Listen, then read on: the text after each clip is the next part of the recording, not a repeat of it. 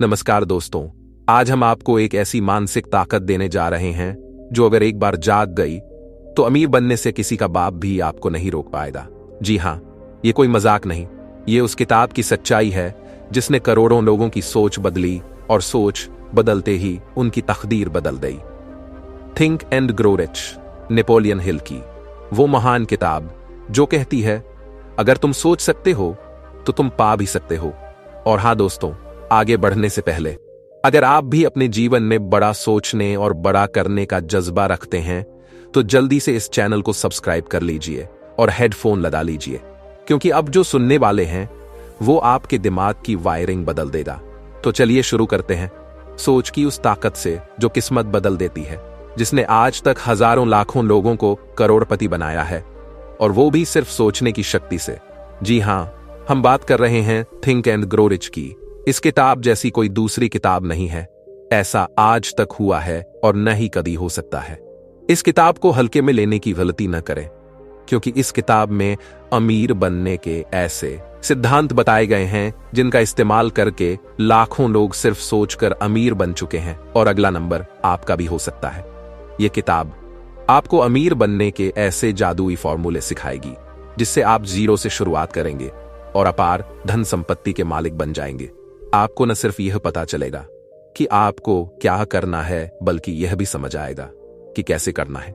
इस किताब के लेखक नेपोलियन हिल एंड्रयू कार्नेगी से प्रेरित थे, जिन्होंने एक स्टील फैक्ट्री में मजदूर के रूप में शुरुआत की थी और इन्हीं सिद्धांतों का इस्तेमाल करके दुनिया की सबसे बड़ी स्टील कंपनी के मालिक और दुनिया के सबसे अमीर व्यक्तियों में से एक बने। उन्हीं सिद्धांतों को आपको भी समझाया जा रहा है।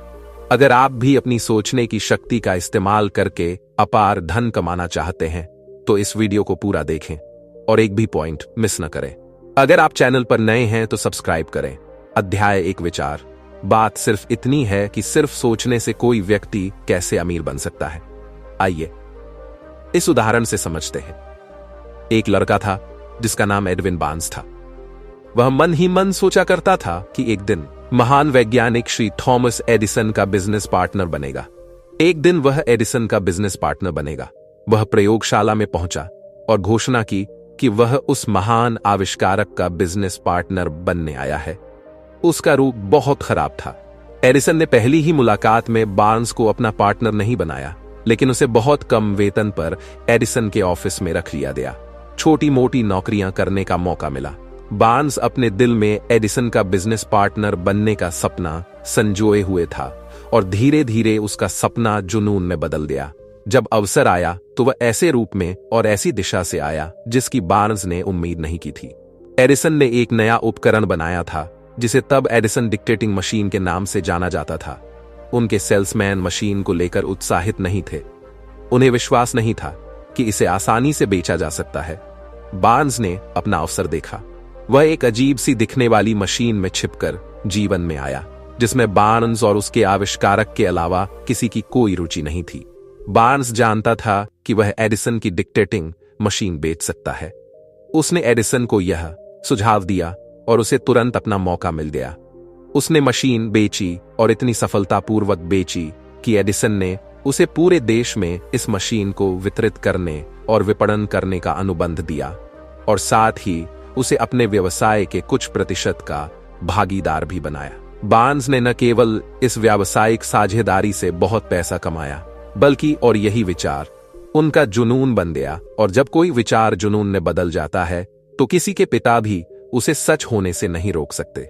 शुरुआत में उनके पास कुछ भी नहीं था, लेकिन जब कोई व्यक्ति किसी चीज से इतना प्यार करता है, अगर कोई उसे पाना चाहता है तो वह उसे पाने के लिए अपने जीवन का पूरा भविष्य एक ही पासे पर दांव पर लगा देता है, तो उस व्यक्ति की जीत निश्चित होती है। एडिसन उस युवक के व्यक्तित्व से प्रभावित नहीं थे, क्योंकि उसका व्यक्तित्व बहुत बुरा था जो उनकी सोच से अलग था। अब हम बात करेंगे कि लोग अक्सर असफल क्यों होते हैं। इस उदाहरण की मदद से असफलता का एक सामान्य कारण यह है कि लोग अस्थायी हार के बाद मैदान छोड़ देते हैं। हर व्यक्ति कभी न कभी यह गलती करता है। यू डार्बी नाम का एक आदमी था। गोल्ड रश के दौरान उनके एक चाचा सोने की खोज के अभियान पर गए थे। वे खुदाई करने और अमीर बनने के लिए पश्चिम की ओर गए। उन्होंने एक कुदाल ली और जमीन के एक टुकड़े पर खुदाई शुरू कर दी। उसने अपने रिश्तेदारों और कुछ दोस्तों को बताया, सोने के खनन में अपनी सफलता के बारे में बताया। दोनों ने मिलकर मशीनें खरीदने के लिए पैसे जुटाए। अंकल और डर्बी खदान पर काम शुरू करने के लिए वापस खदान पर आए। आयस्क की पहली खेप स्मेल्टर को पहुंचाई गई। वहां पता चला कि उनकी खदान अमेरिका के कोलोराडो की सबसे अच्छी खदान थी। कच्चे धातु की कुछ ही खेपों में उनके सारे कर्ज चुक जाते और फिर भारी मुनाफा होता। खुदाई करने वाली मशीनें बंद हो रही थीं। डार्बी और अंकल की उम्मीदें आसमान छू रही थीं। वे उसे छूने ही वाले थे कि अचानक कुछ हुआ। सोने की झलक गायब हो गई।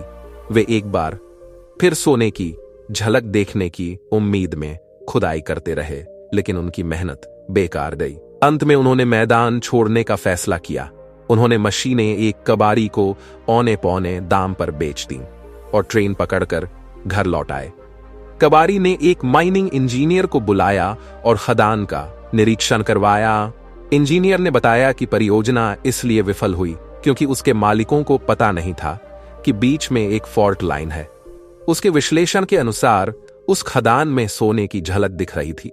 डार्बी ने जहां खुदाई बंद की थी वह जगह जमीन से केवल 3 फीट नीचे थी और इंजीनियर का अनुमान सही साबित हुआ। कबाड़ी को खदान से लाखों डॉलर का सोना सिर्फ इसलिए मिला क्योंकि वह जानता था कि हार मानने से पहले विशेषज्ञ की सलाह लेना बेहतर है। किसी व्यक्ति के जीवन में सफलता आने से पहले उसके जीवन में एक अस्थायी हार या असफलता जरूर आती है। जब कोई व्यक्ति हार जाता है तो सबसे आसान और तार्किक तरीका यही होता है कि वह मैदान छोड़ दे, और ज्यादातर लोग यही करते हैं। लेकिन असली मजा तो मैदान में डटे रहने में है। लेखक नेपोलियन हिल बताते हैं कि इस देश के 500 से ज्यादा सबसे सफल लोगों ने मुझे बताया है कि उनकी सबसे बड़ी सफलता उस बिंदु पर आई जब उन्होंने हार मान ली थी, और हार मानने के बिंदु से बस एक कदम आगे सफलता उनका इंतजार कर रही थी। असफलता उनके बहुत चालाक और मजेदार होती है। जब सफलता उनके बहुत करीब होती है तो लोगों को गिराने में मजा आता है। इसके तुरंत बाद उसके साथ एक और अनुभव हुआ जिसने उसे सिखाया कि नहीं का मतलब हमेशा नहीं नहीं होता। एक दोपहर वह एक पुरानी चक्की पर गेहूं पीस रहा था। वह अपने चाचा की सफाई में मदद कर रहा था। उसके चाचा के बड़े खेत पर कई अश्वेत किसान यानी निग्रो मूल के किसान रहा करते थे जो फसल बटाई पर लेते थे। दरवाजा धीरे से खुला और किराएदार की छोटी काली लड़की दरवाजे से अंदर आई। वह स्थिर खड़ी रही। चाचा ने उसकी तरफ देखा और चिल्लाया, तुम्हें क्या चाहिए? लड़की ने विनम्रता से उत्तर दिया, मेरी मां ने मुझे उसे 50 सेंट भेजने के लिए कहा है, मैं उन्हें नहीं भेजूंगा। चाचा अपने काम में व्यस्त हो गए और वह इतने व्यस्त थे कि उन्होंने ध्यान ही नहीं दिया कि लड़की अभी तक नहीं गई। चाचा ने गेहूं की बोरी जिसे वह उठाकर थ्रेसर में डालने वाले थे वहीं फेंक दी और एक छड़ी उठाकर लड़की की ओर बढ़े। उनके हाव भाव से लग रहा था कि आज वह लड़की को सबक सिखा देंगे। डार्बी की सांसें थम गई। उसे यकीन था कि थम गई। उसे यकीन था चाचा हमला करने वाले हैं। वह जानता था कि चाचा का गुस्सा बहुत तेज है। जब चाचा लड़की के पास पहुंचे तो लड़की एक कदम आगे बढ़ी और उनकी आंखों में देखकर ऊंची आवाज में चिल्लाई, मेरी मां को 50 सेंट चाहिए, उन्हें जरूर 50 सेंट चाहिए। चाचा रुके, उसे 1 मिनट तक देखते रहे, फिर धीरे से छड़ी जमीन पर रख दी। उन्होंने अपनी जेब में हाथ डाला, आधा $1 निकाला और लड़की को दे दिया। लड़की ने पैसे लिए और वापस दरवाजे की तरफ चलने लगी, लेकिन उसने उस आदमी से अपनी नजरें नहीं हटाईं जिसे उसने अभी अभी हराया था। जब वह चली गई तो चाचा ने एक डिब्बा लिया, लेकिन वह बैठ गए और 10 मिनट तक खिड़की से बाहर देखते रहे, कुछ सोचते रहे। वह सोच रहे थे कि कैसे छोटी लड़की के दृढ़ संकल्प ने उन्हें हरा दिया था। हम इस कहानी से क्या सीख सकते हैं? इससे हम सीख सकते हैं कि परिस्थितियां कैसी भी हो, कितनी भी कठिन क्यों न हो, उसके सामने डटे रहने में ही समझदारी है। दृढ़ता ही सर्वश्रेष्ठ है, इसकी जगह कोई नहीं ले सकता। किसी भी क्षेत्र में सफलता प्राप्त करने का यही सर्वोत्तम तरीका है। एक बात हमेशा याद रखें, मानव मस्तिष्क ही है जो सोच सकता है, और जिसने विश्वास है वह कर सकता है, वह इसे प्राप्त भी कर सकता है। नेपोलियन हिल अध्याय 2 प्रबल इच्छा, इच्छा और प्रबल इच्छा में बहुत अंतर है। इच्छा का अर्थ है इच्छा। दुनिया में हर कोई अमीर बनना चाहता है, लेकिन हर कोई अमीर नहीं बन सकता, क्योंकि केवल इच्छा करने से, संयोग से कुछ नहीं होता। दूसरी चीज है प्रबल इच्छा। प्रबल इच्छा, प्रबल इच्छा का अर्थ है पूरे दिल से इच्छा करना, ऐसी इच्छा जो दिल और दिमाग पर हावी हो जाए और पागलपन या उन्माद बन जाए। अब प्रबल इच्छा क्या है, हम इसे समझेंगे। आइए इस उदाहरण से समझते हैं कि बहुत समय पहले एक महान योद्धा के सामने ऐसी परिस्थिति आई जिसमें उसके लिए किसी भी परिस्थिति में युद्ध जीतना आवश्यक हो गया। वह एक शक्तिशाली सेना के खिलाफ अपनी सेना भेजने वाला था और दुश्मन सैनिकों की संख्या बहुत अधिक थी। उसने अपने सैनिकों को जहाजों में लाद दिया, समुद्र के पार दुश्मन देश की यात्रा की, सैनिकों और गोला बारूद को उतारा और फिर उन जहाजों को जलाने का आदेश दिया जो उन्हें वहां लाए थे। युद्ध से पहले अपने सैनिकों को संबोधित करते हुए उसने कहा, आप देखिए जहाज जला दिए गए हैं, जिसका मतलब है कि हम यहां से तब तक जिंदा नहीं लौट सकते जब तक हम जीत नहीं जाते। हमारे पास कोई विकल्प नहीं है, या तो हम जीतेंगे या हम मर जाएंगे, और इसका परिणाम क्या होगा, वे जीत जाते हैं। हर आदमी जो किसी भी प्रयास में जीत हासिल करना चाहता है, उसे अपने जहाजों को जलाने के लिए तैयार रहना चाहिए और पीछे हटने के सभी रास्ते बंद करने को तैयार रहना चाहिए। ऐसा करने से आप यह सुनिश्चित कर सकते हैं कि जीतने का विचार आपके दिमाग में स्थापित हो गया है। सफलता के लिए वह ज्वलंत इच्छा आवश्यक बनी रहेगी। एडविन बर्न्स अपने लक्ष्य को प्राप्त करने में सफल रहे क्योंकि वह किसी भी चीज से ज्यादा एडिसन का व्यापारिक साझेदार बनना चाहते थे। जब वह एडिसन से मिलने गया तो उसने खुद से कहा कि मैं कोशिश करूंगा और देखूंगा कि एडिसन मुझे अपनी जगह कोई काम दे। इसके बजाय उसने कहा कि मैं एडिसन से मिलूंगा और उसे बताऊंगा कि मैं उसके साथ व्यापार करना चाहता हूं। उसने ऐसा नहीं कहा, मान लीजिए कि मैं एडिसन की कंपनी में अपना लक्ष्य हासिल कर लेता हूं।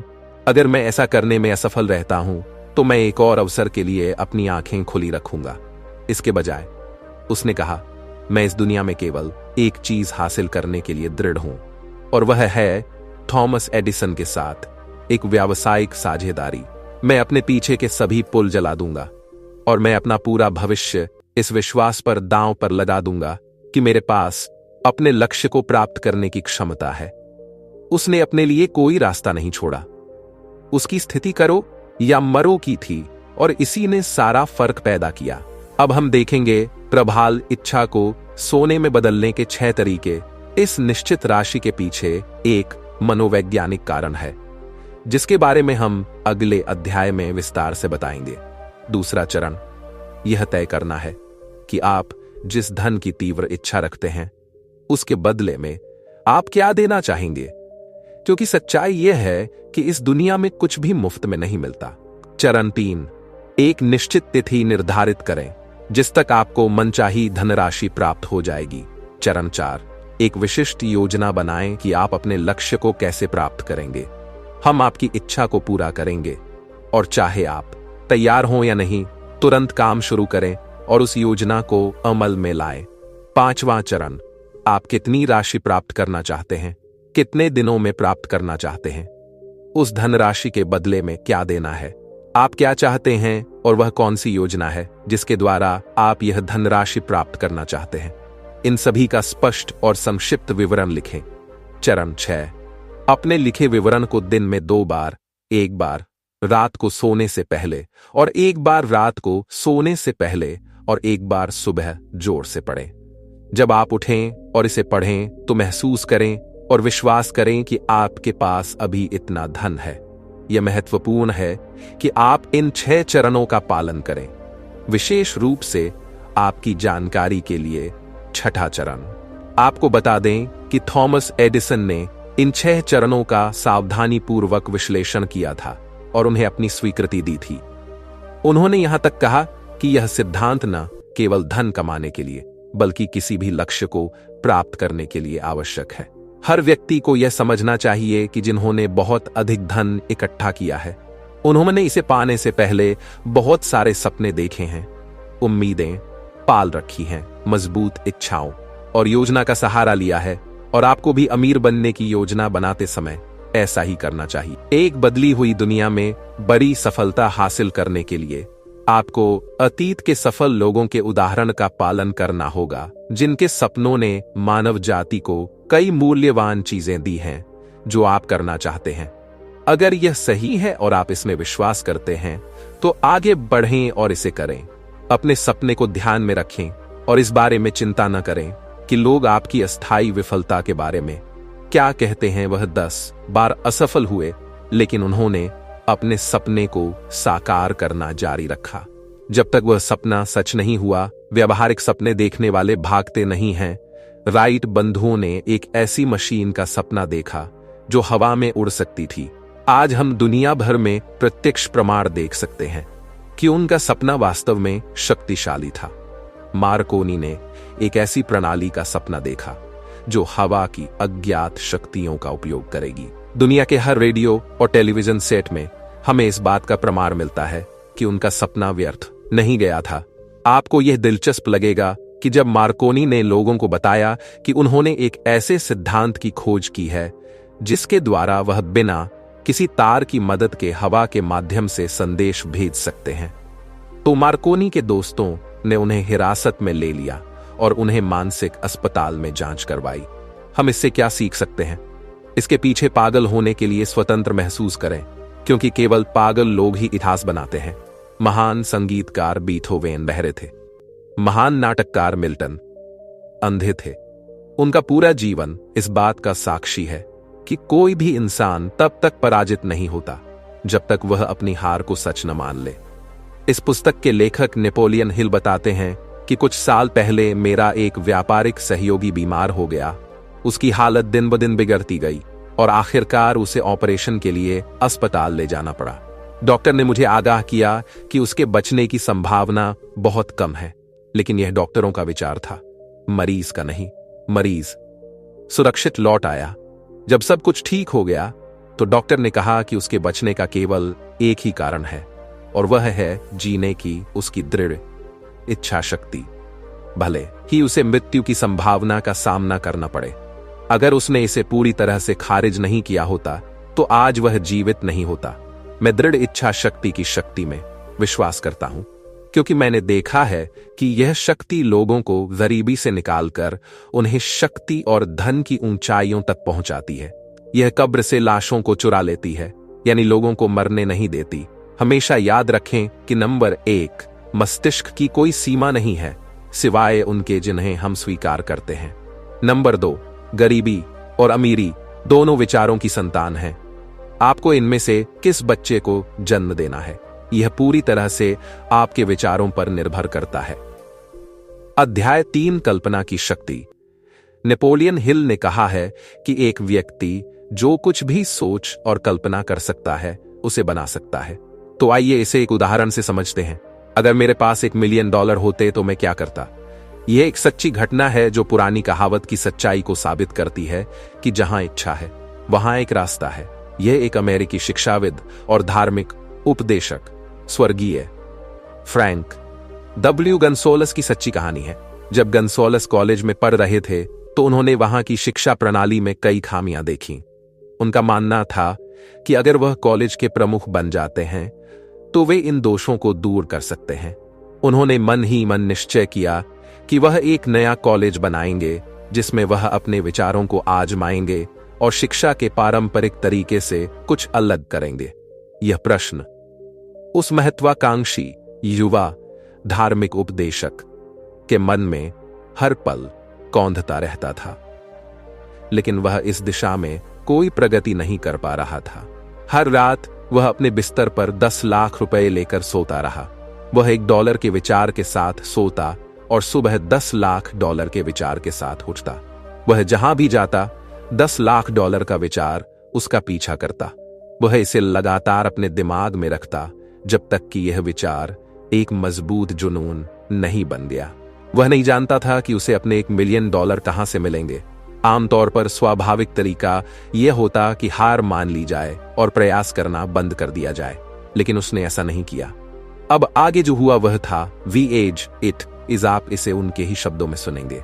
डॉक्टर गंसोलस बताते हैं कि एक शनिवार की दोपहर वह अपने कमरे में बैठकर अपनी योजनाओं को सफल बनाने के लिए आवश्यक धन जुटाने के बारे में सोच रहे थे।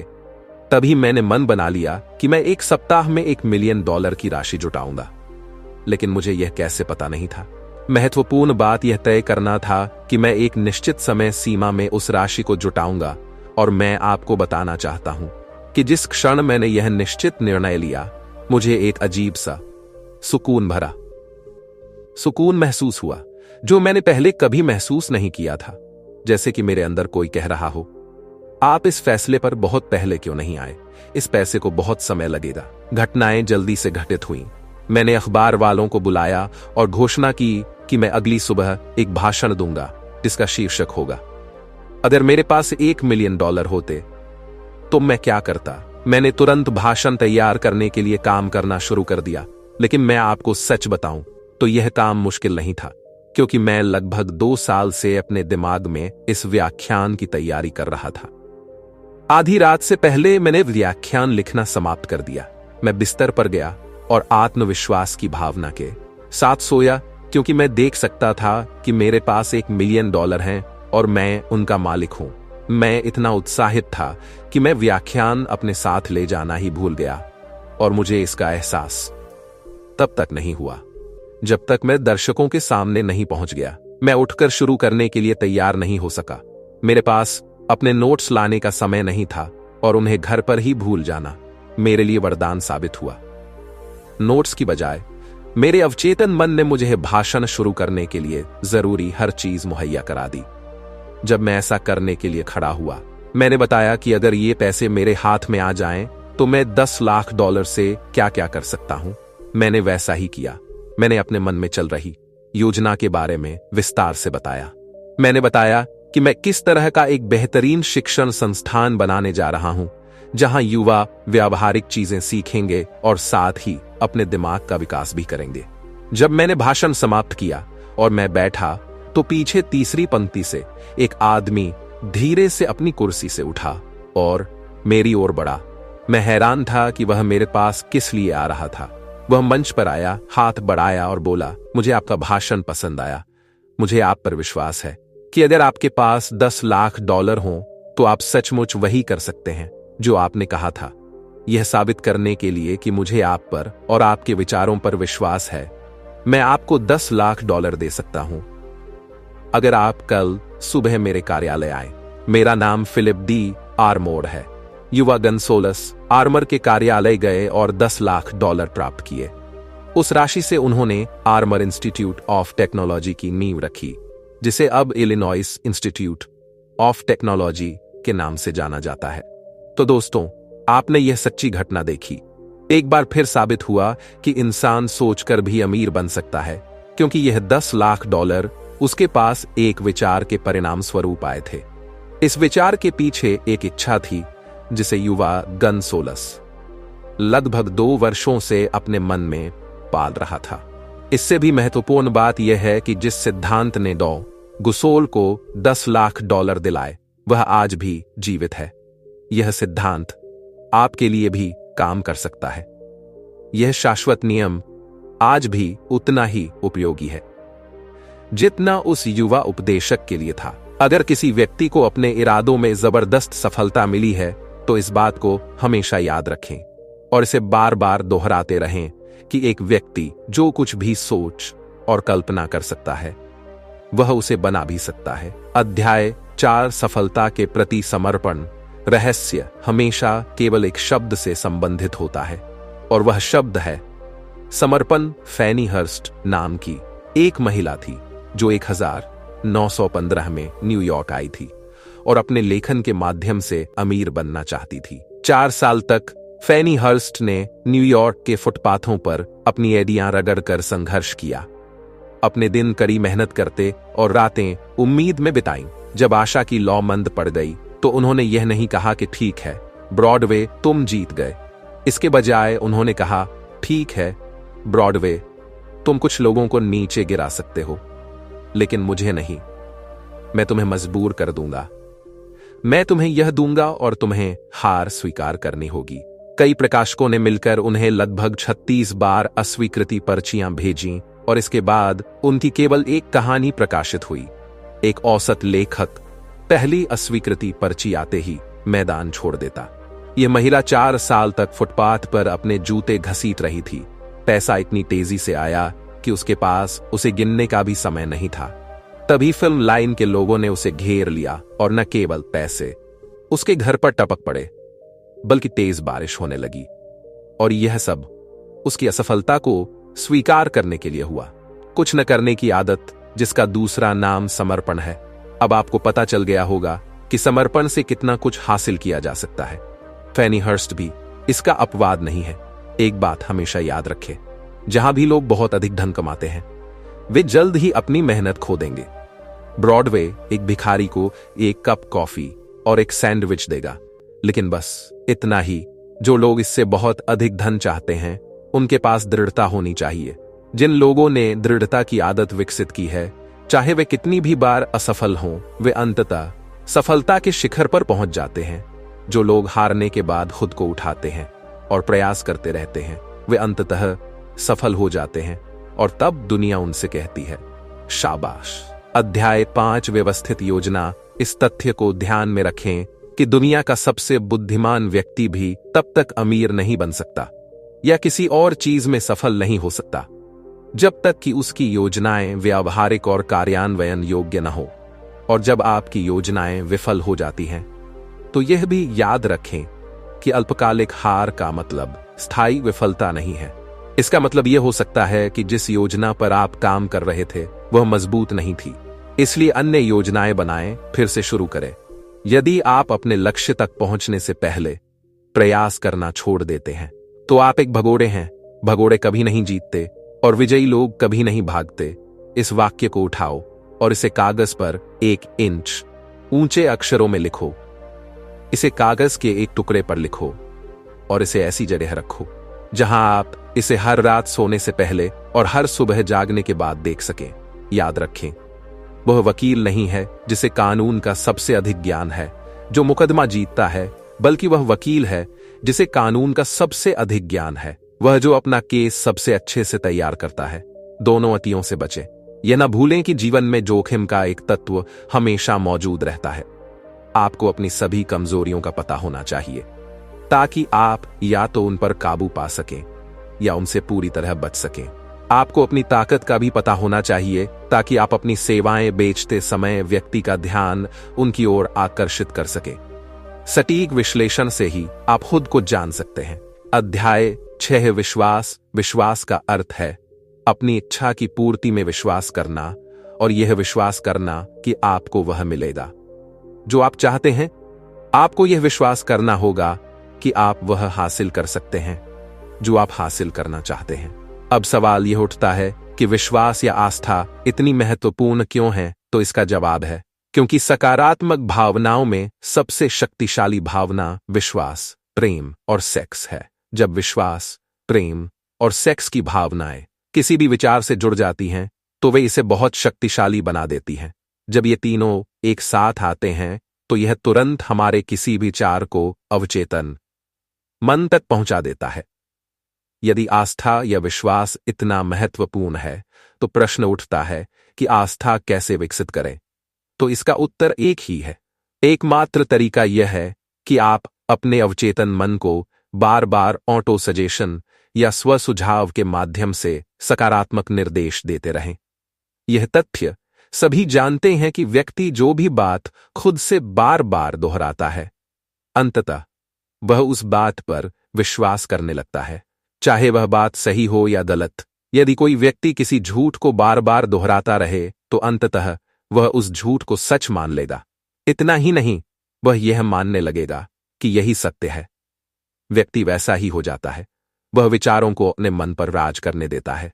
अब आप समझ गए होंगे कि किसी विचार या लक्ष्य का बीज आपके मन में कैसे बोया जा सकता है। तो इसका उत्तर है कि कोई भी विचार, योजना या लक्ष्य जब बार बार दोहराया जाता है, तो मस्तिष्क में बोया जा सकता है। इसीलिए अध्याय 2 प्रबल इच्छा में आपसे कहा गया था कि आप अपने मुख्य लक्ष्य को लिखें, उसे याद करें और उसे प्रतिदिन जोर से पढ़ें, जब तक कि इस ध्वनि के कंपन आपके अवचेतन मन तक न पहुंच जाए। एक बात हमेशा याद रखें कि विचारों के पीछे एक मजबूत भावना होती है, और वे सभी विचार जो विश्वास या आस्था से जुड़े होते हैं, वास्तविकता में बदलने लगते हैं। अध्याय 7 ऑन्टो सुझाव का मतलब है। ऑन्टो सुझाव, सुझाव या ऑन्टो सुझाव क्या है? ऑन्टो सुझाव खुद को दिया गया एक सुझाव है। यह चेतन मस्तिष्क और अवचेतन मन के बीच संचार का एक माध्यम है। आइए इसे एक उदाहरण से समझते हैं। अवचेतन मन एक बगीचे की तरह है, जिसमें अगर बेहतर फसलों के बीज नहीं बोए जाते हैं तो बेकार पौधे बहुतायत में उगते हैं। स्वसुझाव वह तरीका है जिसके द्वारा मनुष्य अपने अवचेतन मन के इस बगीचे में सकारात्मक और रचनात्मक प्रकृति के बीज बोता है, या फिर वह इसकी उचित देखभाल नहीं करता है और नकारात्मक और विनाशकारी प्रकृति के विचारों को इस बगीचे में आने देता है। इसलिए जब आप अपनी इच्छा के कथन को जोर से पढ़ें, तो याद रखें कि केवल शब्दों को पढ़ने से काम नहीं चलेगा जब तक कि आपके शब्दों में मजबूत भावना या मजबूत इच्छा न हो। अगर आप सोचते हैं कि आप में साहस नहीं है, तो आप कायर बन जाएंगे, क्योंकि यही आत्म सुझाव है। आप अपने अवचेतन मन को यही सुझाव दे रहे हैं कि अगर आप जीतना चाहते हैं लेकिन सोचते हैं कि आप नहीं जीत सकते, तो लगभग तय है कि आप नहीं जीतेंगे। अगर आप सोचते हैं कि आप पिछड़ गए हैं, तो ठीक वैसा ही होगा, क्योंकि यही आत्म सुझाव है। आप अपने अवचेतन मन को यही सुझाव दे रहे हैं। आपको ऊपर उठने के बारे में सोचना होगा, आपको खुद पर विश्वास रखना होगा, और तभी आप कोई भी पुरस्कार जीत सकते हैं। एक बात हमेशा याद रखें, जीवन की लड़ाई में हमेशा वही नहीं जीतता जो सबसे मजबूत या सबसे तेज होता है। ऐसा होता है, लेकिन देर सवेर वही जीतता है जो सोचता है कि वह जीत सकता है। दोस्तों, यह किताब इतनी अच्छी है कि इसे सिर्फ एक बार पढ़ने से कुछ नहीं होगा, बल्कि इसे बार बार पढ़ना चाहिए, ताकि इस किताब की बातें हमारे दिलो दिमाग में घर कर जाएं। हम मन की गहराई में पहुंचकर सोचने की शक्ति का भरपूर लाभ उठाकर अमीर बन सकते हैं और अपने जीवन को एक नए मुकाम पर ले जा सकते हैं। अगर आप इस किताब को खरीदना चाहते हैं, तो हिंदी और अंग्रेजी दोनों किताबों का लिंक डिस्क्रिप्शन में है। आपको जरूर मिलेगा। दोस्तों, उम्मीद है आपको ये वीडियो पसंद आया होगा। आपको ये वीडियो कैसा लगा, कमेंट सेक्शन में जरूर बताएं। अगर आपको इस वीडियो से कुछ फायदा हुआ हो तो इसे लाइक करें, और अगर आप चैनल पर नए हैं तो डिजिटाइज ड्रीम इस चैनल को सब्सक्राइब जरूर करें, क्योंकि आपको इसी तरह की किताबों की सीरीज मिलती रहेगी। हर रविवार वीडियो देखना और शेयर करना ना भूलें। और आखिर में बस एक बात, कुछ भी करो, अपने सपने मत छोड़ना, क्योंकि सपनों के बिना जिंदगी नहीं जी जा सकती, बस काटी जाती है।